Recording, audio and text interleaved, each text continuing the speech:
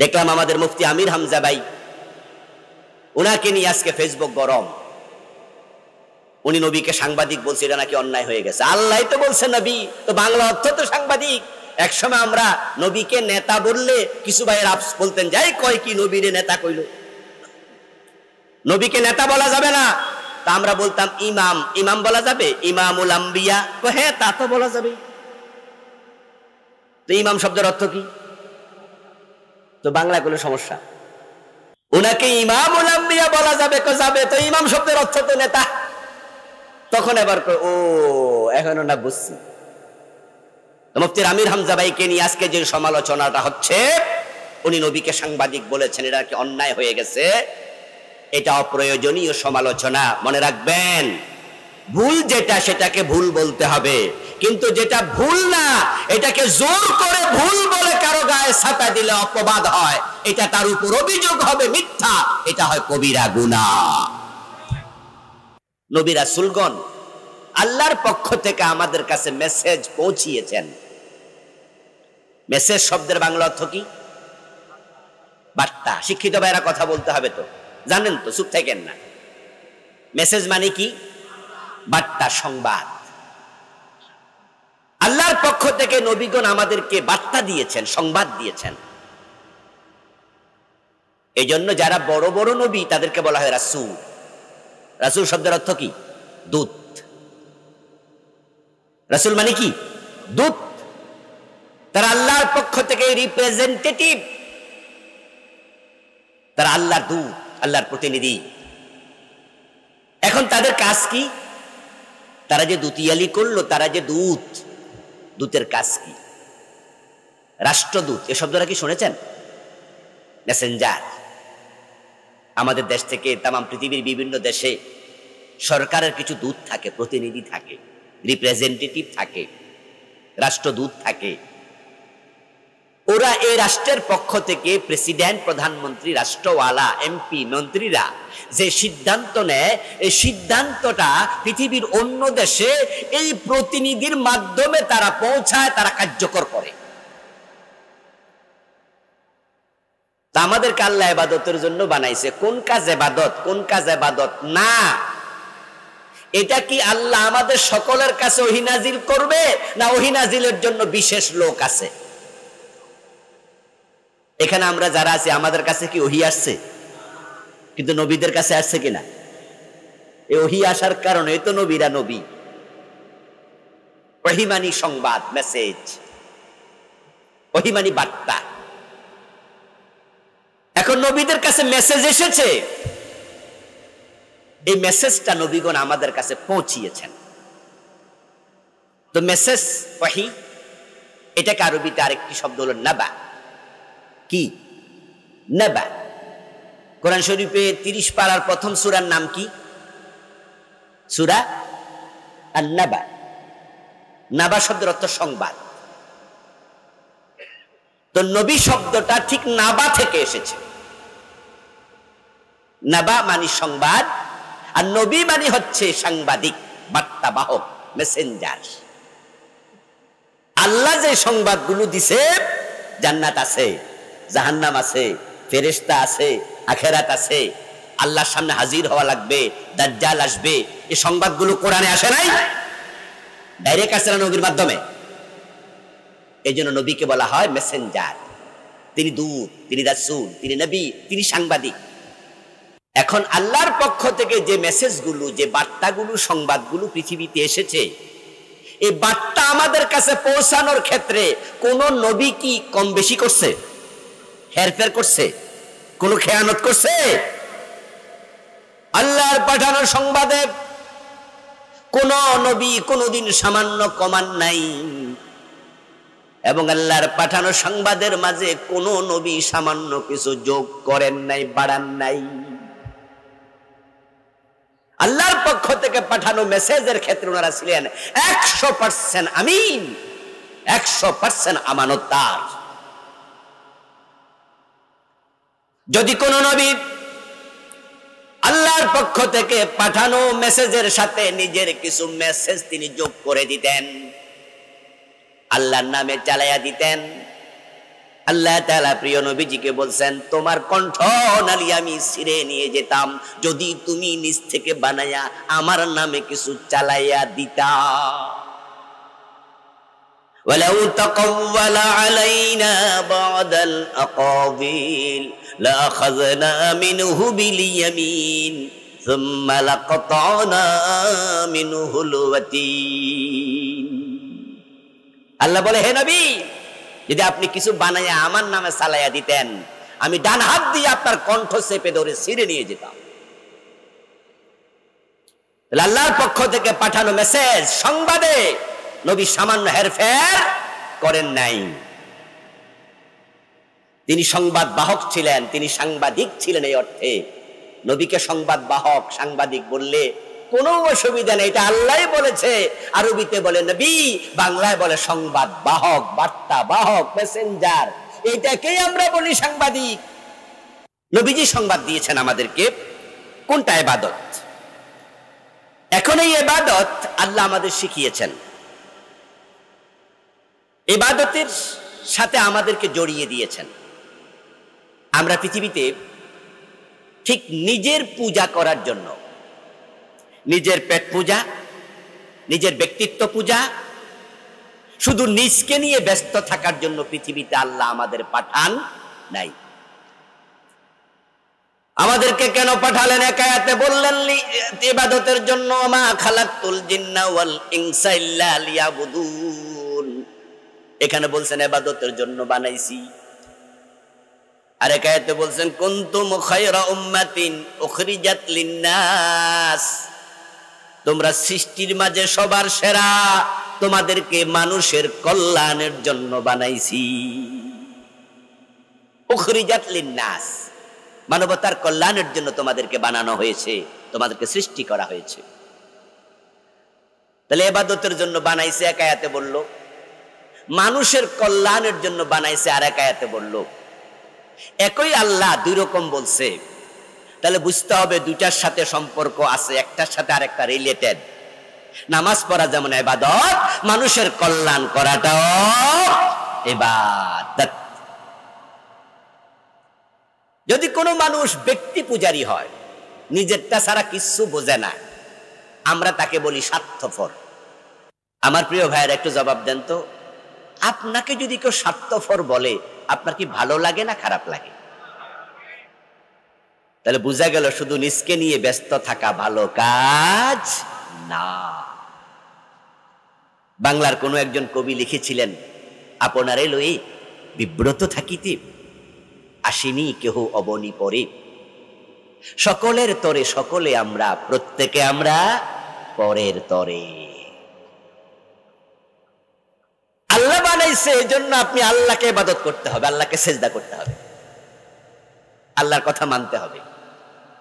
আবার মানুষের জন্য বানাইছে, এই জন্য আপনি নিজেকে নিয়ে ব্যস্ত থাকতে পারবেন না, মানুষের কল্যাণ আপনাকে করতে হবে। এই জন্য হক সমূহ দুই ভাগে বিভক্ত, আমাদের দায়িত্ব দুই ভাগে বিভক্ত। আমাদেরকে কিছু দায়িত্ব দিয়ে আল্লাহ পাঠাইছে, একটা হলো হাক্কুল্লাহ আর একটা হাক্কুন নাস।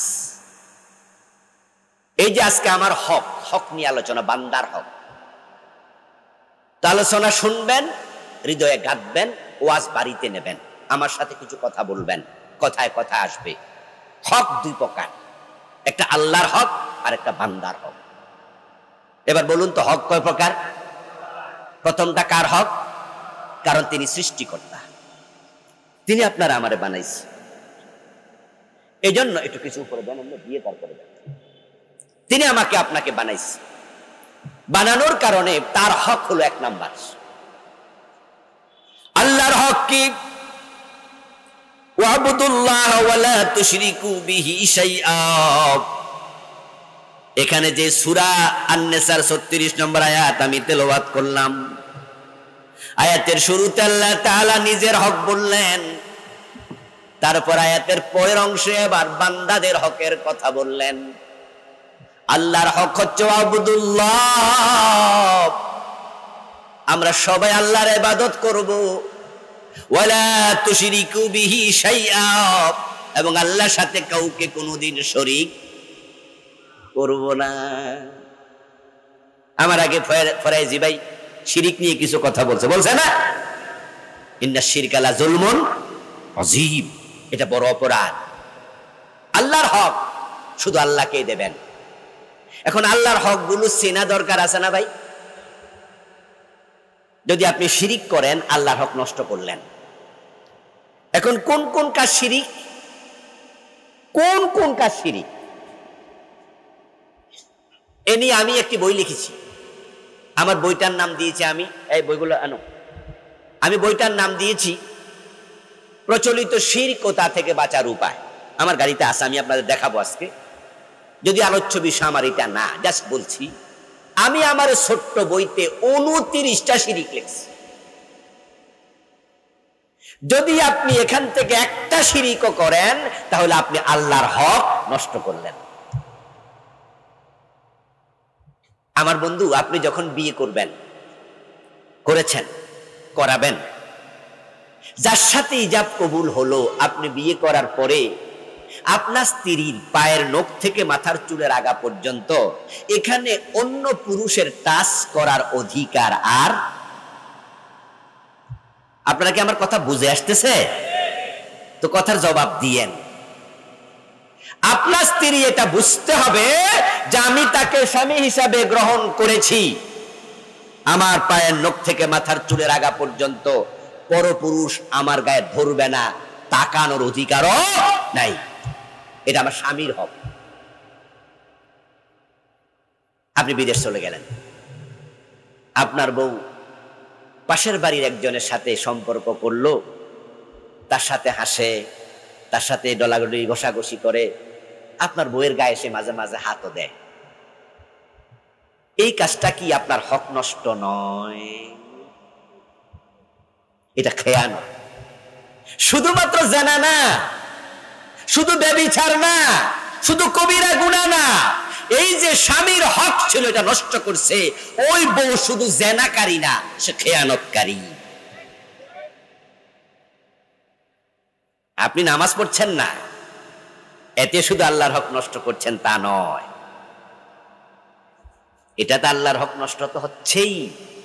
যদি আপনি আল্লাহর ব্যক্তিগত যে সমস্ত সিফাত আছে, গুণাবলী আছে, ওইগুলাতে অন্য কাউকে জড়িত করেন, তাহলে আপনি শিরক করে বড় খেয়ানত করলেন, আল্লাহর হক নষ্ট করলেন। এজন্য আল্লাহ শিরকের গুনাহ ক্ষমা করেন না। 29টা লিখেছি আমি আমার বইতে, যাওয়ার সময় নিয়ে যাবেন, গাড়িতে আছে আমার লেখা মোটা 8টি বই, আলহামদুলিল্লাহ। তো আমরা আল্লাহর হক নিয়ে আজকে কথা বললাম না, এটা অন্য কোনো দিন। এবার পরের অংশ, বান্দার হক। আল্লাহর যত বান্দা জমিনে আছেন, সব বান্দাদের মাঝে আমাদের সবচেয়ে কাছের মানুষ হলো আমাদের মা এবং বাবা। এই জন্য পৃথিবীতে যত মানুষ আছে, সব মানুষের মাঝে আমরা 1 নাম্বার হক আদায় করবো আমাদের মা এবং আমাদের বাবার। হকুল ওয়ালিদাইন, মাতা পিতার হক। কোরআন মাজিদ আল্লাহ তাআলার জন্যই তার ইবাদতের প্রসঙ্গে কথা বলার পরে মা বাবার কথা অনেক জায়গায় বলেছেন, ওয়াকাদা রাব্বুকা আল্লা তা'বুদু ইল্লা ইয়াহু ওয়া বিল ওয়ালিদাইনি ইহসানা। আল্লাহর ইবাদত করো, মা বাবার প্রতি ইহসান করো। ওয়াবুদুল্লাহ ওয়া লা তুশরিকু বিহি শাইআ ওয়া বিল ওয়ালিদাইনি ইহসানা। এই আয়াতের মাঝে বলছে আল্লাহর ইবাদত করো, শিরিক করিও না, এবং মা বাবার সাথে ইহসান করো, তাদের হক আদায় করো। আরেক আয়াত আল্লাহ তাআলা বলেছেন, আনিশকুরলি ওয়া লিওয়ালিদাইক। ও দুনিয়ার মানুষ, আমি আল্লাহ বানাইছি এজন্য আমার প্রতি কৃতজ্ঞ হও।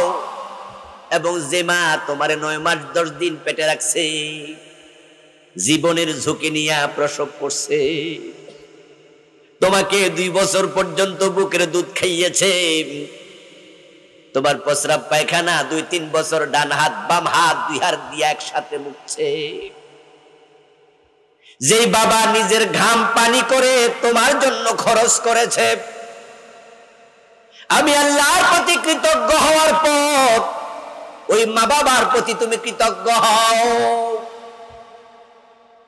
এই জন্য দুনিয়া আমরা যাদের হক আদায় করব, আমাদের উপরে সবচেয়ে বেশি হক যার, তারা হচ্ছেন আমাদের মা এবং বাবা। এত বেশি হক দুনিয়ার কোন মানুষের আমাদের প্রতি আর নাই। মায়ের হক, একজন সন্তান যদি গায়ের চামড়া ছিঁড়ে খুলে জুতা বানাইয়া দেয়, মায়ের হক আদায় হবে না। আব্দুল্লাহ ইবনে ওমর রাদিয়াল্লাহু তাআলা আনহু মক্কায় গেলেন, কাবা তাওয়াফ করছেন। কাবা তাওয়াফ করা অবস্থায় তিনি দেখলেন রাজুলান ইয়ামানিয়ান ইয়াতুফু বিল বাইত হামালা উম্মাহু আলা যাহরিহি। ইবনে ওমর খেয়াল করলেন একজন ব্যক্তি ইয়ামানের বাসিন্দা, সে তার মাকে কান্দে নিয়া আল্লাহর ঘর কাবা তাওয়াফ করতেছে। ইবনে ওমর তার দিকে একটু ভালো করে তাকাইলেন, জানি একটা মহিলা কাঁধে, একটা পুরুষ তার একজন মহিলাকে কাঁধে নিয়ে তাওয়াফ করছে। ওই লোকেরও চোখ গেল আব্দুল্লাহ ইবনে ওমরের দিকে। বাড়ি হলো ইয়ামান। হয়তো তিনি আব্দুল্লাহ ইবনে ওমরকে চিনতেন, অথবা তিনি কারো মাধ্যমে পরিচয় জানছেন, যেই লোকটারা সবাই সম্মান করছে, উনি আমার দিকে একবারে ভালো করে তাকাচ্ছে। কে উনি? বলে রাসূলের সাহাবী ওমরের ছেলে আব্দুল্লাহ। তাওয়াফ শেষ। দুইজনে তাওয়াফ শেষ করে আবার একসাথে হলেন। ওই ইয়ামানের বাসিন্দা আব্দুল্লাহ ইবনে ওমর রাদিয়াল্লাহু তাআলা আনহুকে বলছেন, ও নবীর সাহাবী, আমার মা বড় বুড়ো মানুষ, ওটের পিঠে বসে থাকার মতো সামর্থ্য তার নাই, কিন্তু তার বড় শখ, তিনি হজ করবেন।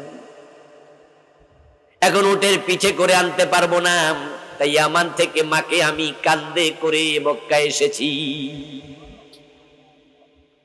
মাকে কাঁধে নিয়ে আমি আরাফায় গেছি, মিনায় গেছি, মুজদালিফায় গেছি, হজের কাজ শেষ। আপনি দেখলেন তো আমার মাকে নিয়ে আমি কাবা তাওয়াফ করছি। আর আইতা আজাযাইতুহা ক্বালা লা ওয়ালা বিজাফরাতিন ওয়াহিদা। ওই ব্যক্তি প্রশ্ন করছে, আমার মায়ের যে হক ছিল, আমি কি সে হক আদায় করতে পেরেছি? আব্দুল্লাহ ইবনে ওমর জবাব দেন, অসম্ভব।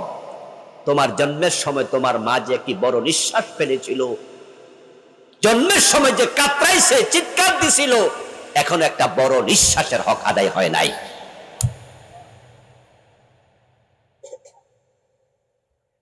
এই জন্য দুনিয়ার মানুষেরা সর্বপ্রথম মা বাবার হক দেবে। মাতা পিতার হক কি? তাদের সাথে সর্বোত্তম আচরণ করা এক নাম্বার হক। তাদের সাথে কখনো চোখ বড় নজর দিয়ে তাকানো যাবে না। তাদের যা দরকার সব উজাড় করে দেয়া, এটা হক। কত? কোনো অ্যামাউন্ট নাই, কোনো সংখ্যা নাই। তাদের হক এত বেশি। একজন সাহাবী রাসূল সাল্লাল্লাহু আলাইহি ওয়াসাল্লামের কাছে আসলেন বাবার বিরুদ্ধে নালিশ করার জন্য। এসে বললেন, ইয়া রাসূলুল্লাহ, ইন্না লি মালান ওয়া ওয়ালাদা ওয়া ইন্না বি ইউরিদু আন ইয়াহতাজা ইলা মালি। বাবার বিরুদ্ধে নবীর কাছে এসে বিচার দেয়, আমার সন্তান আছে, আমার সম্পদ আছে, আমার পরিবার আছে, কিন্তু আমার বাবা সারাদিন আমারে কয় টাকা দে, টাকা দে, টাকা দে, আমার কাছে টাকা বেশি বেশি চায়। হুজুর, আপনি তো বলছেন মা বাবার হক অনেক বেশি, এখন বাবারে আমি কত টাকা দিলে হক আদায় হবে? নবীজি জবাব দেন, আনতা ওয়া মালুকা লি আবি। ও মিয়া শোনো, তুমি এবং তোমার সম্পদ সব তার মালিক তোমার বাবা। আর তুমি যে অঙ্ক জানতে আসছো, তুমি তো তোমার বাবা। সে না থাকলে তুমি দুনিয়া আসতা না। এই জন্য সে যা চাইবে, কোনো না নাই, কোনো না নাই, শুধু দিতেই থাকো, দিতেই থাকো, অ্যামাউন্ট নির্ধারণ করা নাই।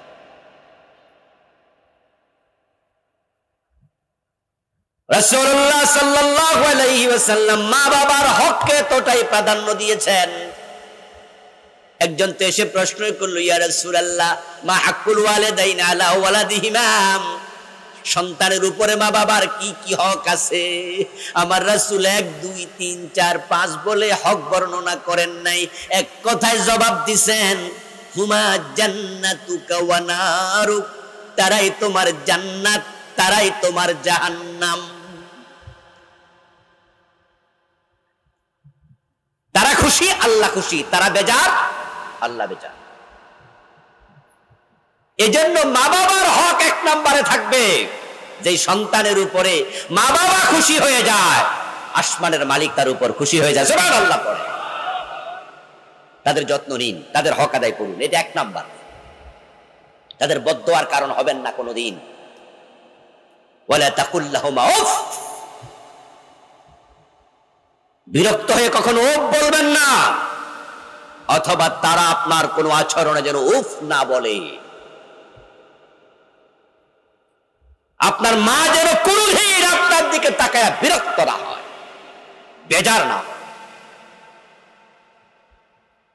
বরং আপনার দিকে তাকায় আপনার মা যেন প্রশান্তি পায়। আলহামদুলিল্লাহ, আল্লাহ আমার কলিজার টুকরা একটা ছেলে দিয়েছে। তার সেবায় নিজেকে নিয়োজিত করুন, বাবার সেবায় নিজেকে নিয়োজিত করুন, তারাই জান্নাত, তারাই জাহান্নাম। মা বাবাকে যদি আপনি খুশি করে ফেলতে পারেন, তাহলে আপনার জান্নাতে যাওয়ার জন্য বেশি কষ্ট করা লাগবে না, এটা আল্লাহ নিজে সহজ করে দেবে, সুবহানাল্লাহ পড়ে। নবীজি মেরাজ থেকে আসলেন, মেরাজ থেকে এসে সাহাবায়ে কেরামের সাথে গল্প করছেন, কথা বলছেন একজন ব্যক্তিকে নিয়ে। রাসূল তার বাড়িতে গেলেন, সেখানে সাহাবারাও হাজির হলো। গল্পটা কি? قال رسول الله صلى الله عليه وسلم دخلت الجنة ورأيت فيها رجلا يتقلب। নবীজি বলেন, আমি মেরাজের রাতে জান্নাত দেখতে গেলাম। আমি জান্নাত পরিদর্শনে গিয়ে দেখি আল্লাহর এক বান্দা জান্নাতে ঘুরে বেড়াচ্ছে। আমি জান্নাতুল ফেরদাউসে গিয়েও তাকে দেখি, জান্নাতুল মাওয়াতে গিয়েও তাকে দেখি, জান্নাতুল খুলদে গিয়েও তাকে দেখি। আমি একটু আশ্চর্য হলাম, কি রে, পুরা জান্নাত আল্লাহ লোকের জন্য খুলে দিল, এই বেটা জানি কি পরিমাণ নেক আমল করছে।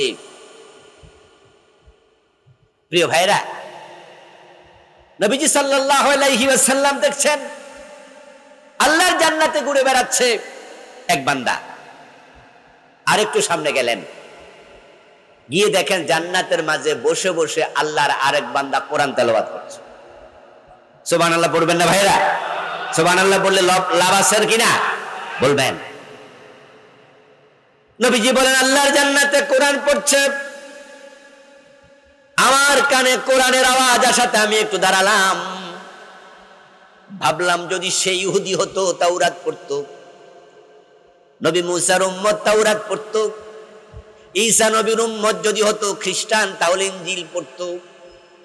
কিন্তু সে কোরআন পড়ছে, এতে বোঝা যায় সে আমার উম্মত। সুবহানাল্লাহ। আমি জিবরিল আমিনকে জিজ্ঞাসা করলাম এর ব্যাপারেও। একজন হাঁটতেছে পুরা জান্নাত খোলা, তার ব্যাপারেও জিজ্ঞাসা করলাম, আর এর ব্যাপারেও জিজ্ঞাসা করলাম। জিবরিল আমিন আমাকে জবাব দেয়। প্রথম জনের ব্যাপারে জিজ্ঞাসা করলাম যে এমন কি আমল করছে পুরা জান্নাত আল্লাহ খুলে দিল। জিবরিল আমিন জবাব দেয়, ইয়া রাসূলুল্লাহ দাখালাল জান্নাতা ফি শাজারাতিন কাতাহা আন যাহরিত তারিকি তুযিন নাস। ও রাসূল, আপনি ভাবছেন এই লোক মনে অনেক আমল কইরা তারপরে জান্নাত পাইছে, আসলে না। তার অল্প আমলে আল্লাহ খুশি হয়েছে, সেটা হচ্ছে লোকজনের চলাচলের পথে একটা গাছ ছিল, অপরিচিত পথিক রাতের বেলা এসে গাছে ধাক্কা খেত, কষ্ট পাইত, হোঁচট খেত। এই লোকটা ভাবলো যে এই গাছটার কারণে মানুষ কষ্ট পায়, এই গাছটা কেটে রাস্তাটা একটু ক্লিয়ার করে দেই। সে মানুষের চলাচলের জন্য রাস্তা কেটে ক্লিয়ার করেছে, আল্লাহ খুশি হইয়া পুরা জান্নাত তার জন্য ক্লিয়ার করে দিস। মানুষের উপকার, হাক্কুল ইবাদ। মানুষের উপকার। আর এই মিয়া কোরআন শরীফ পড়তেছে। নবীজি বলছেন মান হুয়া, কি তার পরিচয়? তখন জিবরিল আমিন বলে, ইয়া রাসূলুল্লাহ, আপনি কি তাকে চিনেন নাই? হুয়া হারিসা ইবনে নুমান, এটা আপনার সাহাবী হারিসা। জান্নাতে কোরআন পড়তেছে হলো আপনার সাহাবী হারিসা ইবনে নুমান। অথচ নবীজি জানেন যে হারিসা এখনো মরে নাই, হারিসা দুনিয়ায়, সে জান্নাতে কোরআন পড়ছে। নবীজি ফিরে আসলেন, ওই সাহাবীকে ডাকলেন অথবা তার বাড়িতে গেলেন, তাকে জিজ্ঞাসা করলেন, হারিসা, আমি তোমাকে জান্নাতে কোরআন পড়তে দেখে এসেছি, তোমাকে বলতে হবে তুমি কি নেক আমল করো যে তুমি দুনিয়ায় থাকতে আল্লাহ জান্নাত দিয়ে দিছে। হারিসা বলো কি আসবি কাজ করো। হারিসা ইবনে নুমান রাদিয়াল্লাহু তাআলা আনহু ওমরের খেলাফত কালে ইন্তেকাল করছে, লম্বা হায়াত পেয়েছিলেন।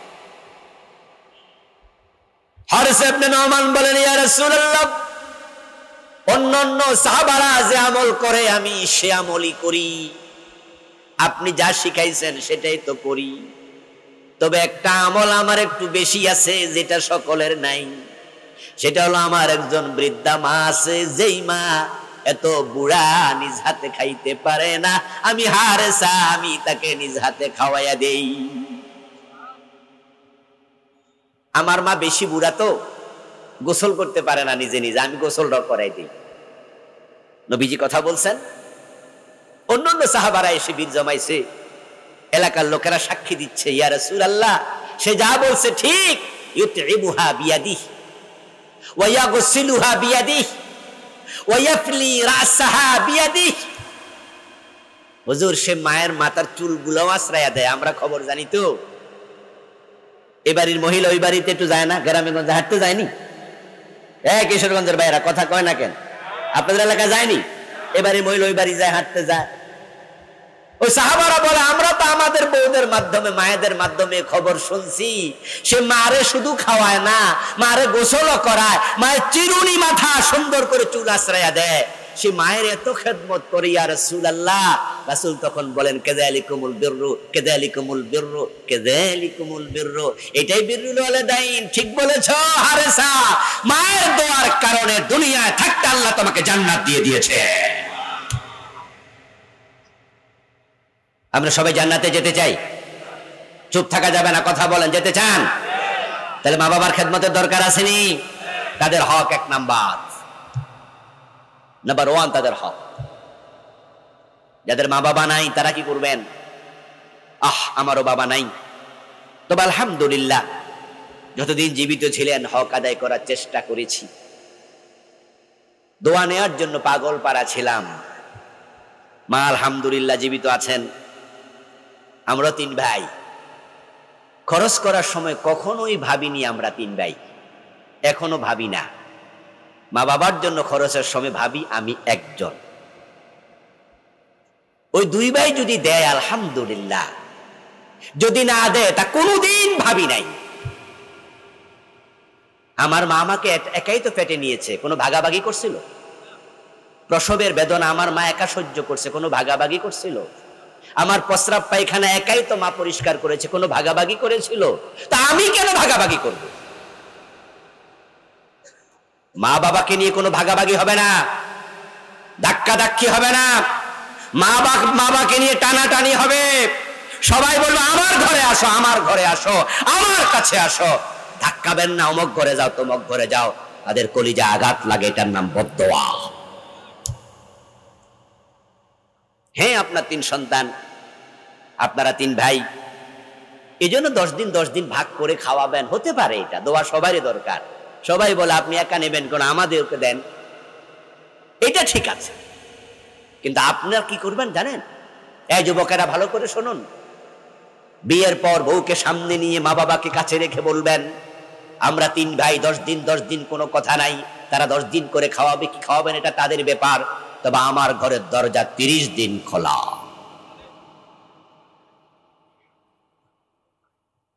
মাকে বলে দেবেন, বাবাকে বলে দেবেন, এই ঘরের প্লেটে ভাত নিয়ে খাবেন, একা পাতিলের ঢাকনা উল্টাবেন, বড় মাছের মাথাটা ভালো লেগেছে খেয়ে নেবেন। আপনি এই ঘরের মাঝে বাবা মা কোনোদিন কাউকে খাবো কিনা প্রশ্ন করার দরকার নাই। আরে ঘর আপনার, বাড়ি আপনার, আমি তো আপনার। উজাড় করে দিন। তাদের হকের ব্যাপারে সচেতন থাকবেন, সতর্ক থাকবেন, নিজে কম খাবেন, তাদেরকে বেশি খাওয়াবেন। আর আল্লাহ যাদের উপর মা বাবাকে সন্তুষ্ট করে দেয়, যাদের উপর মা বাবা খুশি হয়ে যায়, আল্লাহর জান্নাতের দরজা তার জন্য আল্লাহ দুনিয়া থাকতে খুলে রেখে দেয়। দ্বিতীয় হক হচ্ছে বান্দার স্ত্রীর হক, বউয়ের হক। আমরা আল্লাহকে সাক্ষী রেখে যে মেয়েটাকে ইজাব কবুলের মাধ্যমে ঘরে তুলে আনলাম, সে আমার স্ত্রী। এবার বলুন তো, স্বামীর উপরে স্ত্রীর হক আছে না নাই? আবার যে মেয়েটা আপনাকে স্বামী হিসাবে বরণ করে নিল, ওই নারীর উপরে স্বামীর হক আছে না নাই? কত মানুষ কিয়ামতের দিন শুধু পরের হকের কারণে ধরা খাবে, তার হিসাব নাই। আল্লাহ তো অনেক বড়, আল্লাহ তো মহান। আল্লাহ যে কত বড় এটা অনুমান করার ক্ষমতাও আমাদের মা কাদারুল্লাহ হাক্কা কাদরি। তোমরা আল্লাহকে অনুমানও করতে পারবা না। এজন্য হাসরের দিন না, আল্লাহ আমাদের এই নামাজ কিছু ত্রুটি হয়েছে, রোজা কিছু ভুল হয়েছে, এগুলোর কারণে আল্লাহ আমাদেরকে ধরবেনই না। যদি আল্লাহ ধরে তাহলে নামাজ কিন্তু এক রাকাতও কবুল হবো না। আমি অপরাধী, আপনাদেরটা আমি খুব বেশি জানি না। আমি মাঝে মাঝে চেয়েছি আজকে এমন 2 রাকাত নামাজ করব যে 2 রাকাতে মন নামাজ থেকে একবারও বাইরে যেতে পারবে না। আল্লাহু আকবার বলে শুরু করছি, 1 মিনিট 1.5 মিনিট পরে দিয়ে মন চলে গেছে। 2 রাকাত নামাজ কায় মনোবাক্যে, আল্লাহ ছাড়া দুনিয়ার কিচ্ছু মনে ঢোকে নাই, আমি আজ পর্যন্ত করতে পারি নাই। মন চলে যায় আবার ধরে আনি, মন চলে যায় আবার ধরে আনি। আচ্ছা, আল্লাহ যদি কয় যে বেটা আমার সামনে খাড়াইয়া মন কেন বাজারে পাঠাস, তোর নামাজ বাদ, তাহলে কয় রাকাত কবুল হয়েছে এই পর্যন্ত? উপায় নাই। আল্লাহ মহান, তিনি বান্দাদেরকে ছেড়ে দেবেন, তার হকের জন্য ধরবে না। কিন্তু মানুষের হক নষ্ট করলে আল্লাহ ছাড়বেন না। শিরিকটা করবেন না কোনোদিন। এটা না করে যদি মরে যান, 1-2টা হাদিস এমন পাওয়া যায় যে হাদিসের কারণে মনে না আশ্বাস, মনে বড় ভালোবাসা জাগে, মনে বড় আস্থা জাগে, আল্লাহ মনে ছেড়ে দিবে। قال رسول الله صلى الله عليه وسلم قال تعال يا بني آدم إنك لو أتيتني بقراب الأرض خطايا ولا تشرك بي شيئا لأتيتك بقرابها المغفرة। হাদিসে কুদসি নবীজি বলেন, আল্লাহ তাআলা বলতেছে, ও বনি আদম, তামাম দুনিয়া যে পরিমাণ পাহাড় আছে, মাটি আছে, তোমার আমল নামায় যদি ওই পরিমাণ গুনাহ থাকে, আর ওই পরিমাণ গুনাহ নিয়ে তুমি মরে যাও, আমার কাছে আসো, আমি তাকায়া দেখবো আমল নামায় শিরিক আছে কিনা। যদি দেখি আমল নামায় কোনো শিরিক নাই, তাহলে আমি আল্লাহ ওয়াদা দিচ্ছি ওই পরিমাণ ক্ষমা নিয়ে আমি তোমার সামনে যাব। আল ঈমানু বাইনাল খাউফি ওয়ার রাজা। ঈমান হচ্ছে আশা এবং ভয় দুটার মাঝখানে। আবার শুধুমাত্র একটা কবিরা গুনাহ আমল নামায় থাকলে সেজন্য জাহান্নামে ফেলে দিতে পারেন এমন হাদিসও আছে। আল্লাহর মুআমালা কার সাথে কিভাবে হয় বুঝাই কঠিন। রাস্তা দিয়ে হেঁটে যাচ্ছে মরুদ্যানে, মরুভূমির মাঝখান দিয়া মরুদ্যান, সেখানে একটা ছোট্ট কূপ আছে। কূপের পারে একটা কুকুর পিপাসায় কাতর হয়ে জিহ্বা বের করে হাঁপাচ্ছে। হেঁটে যাচ্ছেন একজন চরিত্রহীন নারী পতিতা। ওই চরিত্রহীন নারী পতিতা কুত্তাকে হাঁপাতে দেখে কুকুরের প্রতি তার মনে ভালোবাসা জাগলো। তার পায়ে ছিল চামড়ার মোজা, ওটা খুললো, ওড়না দিয়া পেঁচাইয়া বেঁধে কূপে ফেললো। তারপর একটু পানি উঠছে, কুকুরকে খাওয়াইলো। কুকুরটা পিপাসা থেকে নিষ্কৃতি পেল, আরশের মালিক তাকায়া দেখে, আচ্ছা কুত্তার মালিক তো এই মহিলা না, এটা ওর পালিত কুকুর না, চিনেও না কার কুত্তা, কিন্তু কুকুরকে বানাইছে কে? স্রষ্টাকে। বলেন না, কথা বলেন না ভাইয়ারা, স্রষ্টাকে। আল খালকু কুল্লুহুম ইয়ালুল্লাহ, তামাম মাখলুকাত আল্লাহর পরিবারের সদস্য। কুকুরটাও তো আল্লাহই বানাইছে। তা আমার সৃষ্টি কুত্তার প্রতি যদি এই মহিলার এত মায়া জাগে, এত রহমত, এত ভালোবাসা থাকে, আমি আল্লাহর কাছে তো ভালোবাসার অভাব নাই, রহমতের অভাব নাই, তাহলে মহিলাকে আমি কেন পারবো না ক্ষমা করতে? নবীজি বলেন, ওই সামান্য আমলে খুশি হইয়া আল্লাহ তার জীবনের সব গুনাহ মাফ করে দিয়েছে।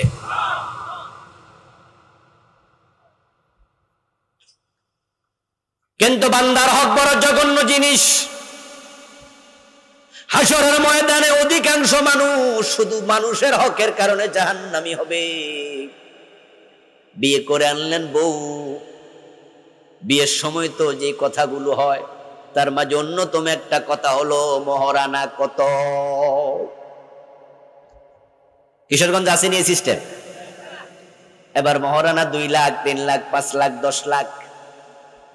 কিন্তু এমন হাজারো স্বামী আছে যারা বউয়ের মোহর দেয় নাই, না দিয়া মরে গেছে। হাসরের ময়দানে বউ যদি মাফ না করে, মোহরের হক আল্লাহ মাফ করবেন না। قال رسول الله صلى الله عليه وسلم من تجوز امرأة بصداق وينوي ألا يوديه فهو زان أو كما قال النبي عليه الصلاة والسلام।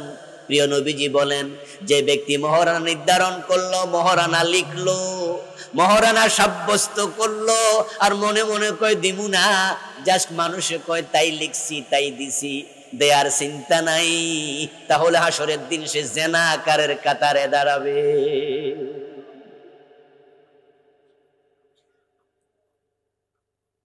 এখনো বউয়ের হক দেন নাই, মোহর দেন নাই, এমন স্বামী আজকের মাহফিলে 2-4 জন আসেনি?